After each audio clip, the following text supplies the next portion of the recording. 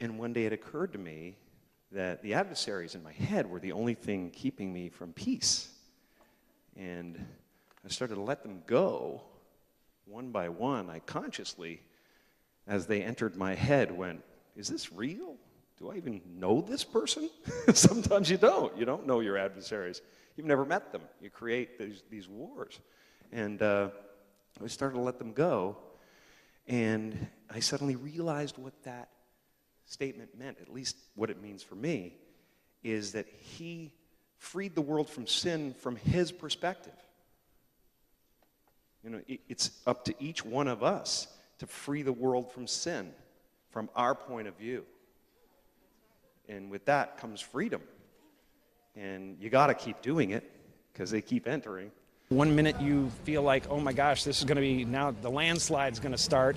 And then there'll be some other weaselly little, sidestep they do or whatever it is. And, this administration is a rabid dog. And it's up to each one of us to free the world from sin from our point of view. And with that comes freedom. It's turning us upside down, and all, as far as I'm concerned, it's as obvious as the nose on your face. There's no you. No. We're not here. This is a dream. There's just things happening. And there are clusters of tetrahedrons moving around together. It has to do with, it's become obvious that the choice was a bad one. We just need to change it. And if you can't vote for a Democrat, and neither of us exist. And energy. We're energy. We're one giant field of energy dancing for itself. Dancing? That's exactly it, and we shouldn't take it so personally. You know what I mean? I mean, maybe at least half the country. We're in a tough spot. It's a very, very divided world, and those on I guess you'd call it the left side. I just call it the sensible side. Is we're sitting there watching this nonsense happen.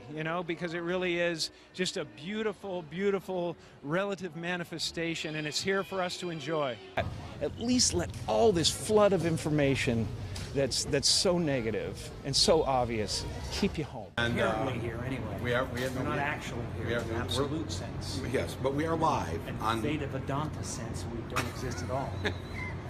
We are going through that lens on the iPhone. Not really. Not really? No. I think we are. We're just I a think cluster of tetrahedrons people soaked in desperation. That's the truth of it all. You do believe no matter that? what happens. Absolutely. I think that we have to play our parts as relative manifestations of consciousness. We're on a game grid here. This is a lovely fantasy we're going through, and I think that it's important that we play our parts. And I want to play a good one. I like to play good guys. We're all going nowhere. It's a big pageant of nothing rising out of nothing and happening for no one. And once you understand that, all the pressure's off. Well, I think that it resonates because it's the truth of everybody.